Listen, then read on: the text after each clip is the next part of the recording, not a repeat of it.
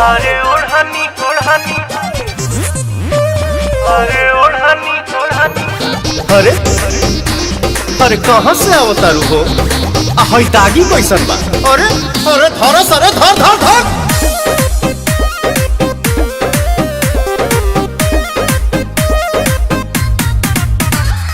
काहे पीछा परल बड़ा हमारे पमरल बड़ा माथा फूकी पिया तारा दूध से काचल बड़ा। क्या हो? ऐसा नहीं है तो के कर जगवलू हा भगिया गोरी, काहा पुतवलू हा अगिया गोरी।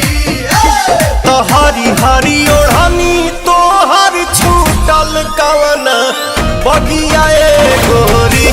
तो हरी हरी ओढ़नी तो हर छूटल कवन बगिया ए गोरी। अरे काहे बताई?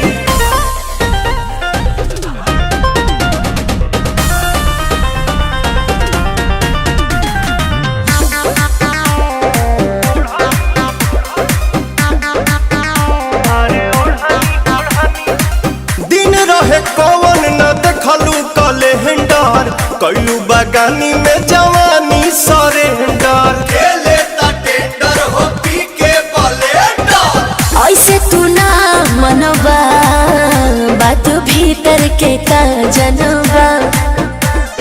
छोटे में खोटे लू सगिया गोरी, एही से लागल बदगिया गोरी।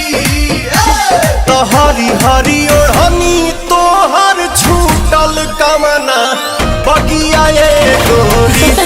अच्छा हरी ओढ़नी तो हर छूटल कमना बगिया ए गोरी।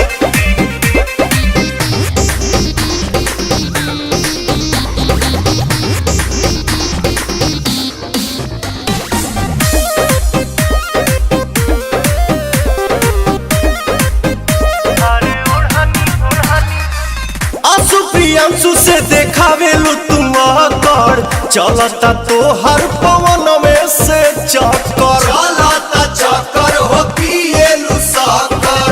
भेद जन खोला हो चाहे का बोला हो। पुअरे के बुझलू पलंगिया गोरी, काटे ले टाइल अलंगिया गोरी। तो हरी हरी ओढ़नी तो हर छूटल कवना बगिया ए गोरी। तो हरी हरी ओढ़नी तो हर छूटल कवना बगिया ए गोरी। बाद में बताऊंगी। अरे